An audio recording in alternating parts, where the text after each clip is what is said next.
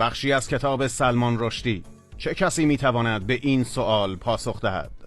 شما که شیطان را چیزی برای فریب و گمراهی انسانها میدانید، به ما بگویید اگر شیطان بخواهد انسانها را گمراه کند و برایشان کتابی بنویسد، آن کتاب را چگونه خواهد نوشت؟ آیا میگویید من شیطان هستم و این کتاب من است و شما باید از آن پیروی کنید؟ و یا اینکه برای فریب شما میگوید من خدا هستم و این کلام من است؟ چگونه است که خدا بعد از 9000 سال و با فرستادن بیش از 124,000 پیامبر به زمین هنوز نتوانسته صلح و آرامش را فراهم کند؟ مگر آنکه اصلاً هدفش ایجاد آرامش نیست؟ مسلمانی به زرتشت گفت چرا مسلمان نمیشوی؟ زرتشت گفت اگر خدا بخواهد میشوم. مسلمان گفت خدا میخواهد ولی شیطان نمیگذارد. زرتشت گفت چگونه است که شیطان از خدا قوی تر است؟ شما اعتقاد دارید که شیطان وجود دارد و وظیفه شیطان حیله و فریب انسان هاست. از کجا معلوم که شیطان پیامبران را فریب نداده باشد و خود را جای خدا معرفی نکرده باشد؟ بعد از هزاران سال مشاهده می کنیم که انسانها به اسم دین جان یکدیگر را می گیرند، سنگسار می کنند و کل کره زمین را از نبرد و نفرت فرا گرفته است. اگر خدا می خواست که انسانها را هدایت کند، تنها با فرستادن یک راهنما به زمین می توانست صلح و آرامش را به ارمغان آورد. به راستی اینها کلام شیطان برای نفاق و نابودی نیست.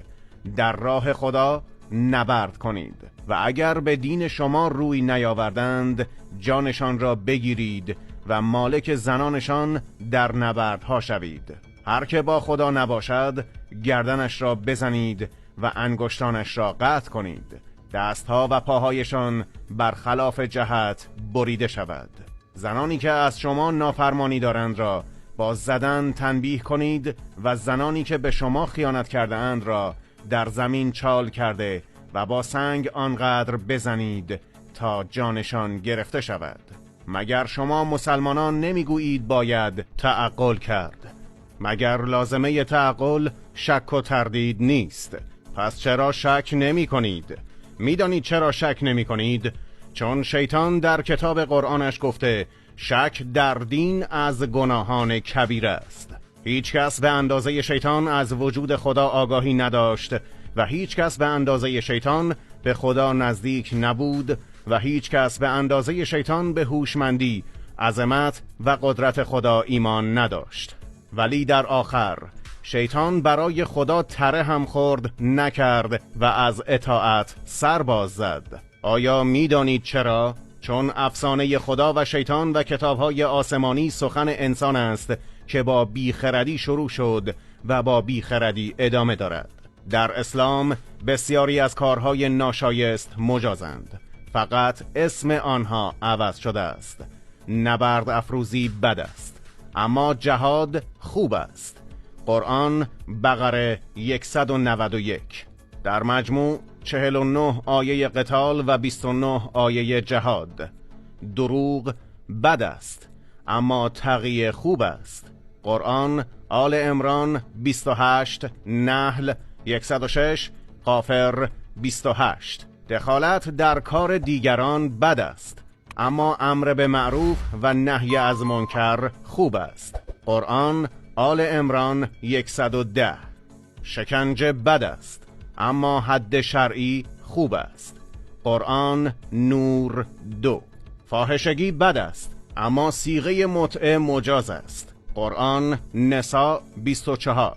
نگاه ابزاری به زن بد است، اما زنان کشت زار شما هستند. هر گونه که می‌خواهید به کشت زار خود وارد شوید. قرآن بقره 223. زن و مرد برابرند، اما مرد بر زن برتری دارد. قرآن نساء 34. همه انسانها برابرند، اما برده با مرد آزاد برابر نیست. قرآن نحل 75. تجاوز بد است، اما تجاوز به زن شوهرداری که در نبرد با کفار غنیمت گرفته شده مجاز است. قرآن نساء 24.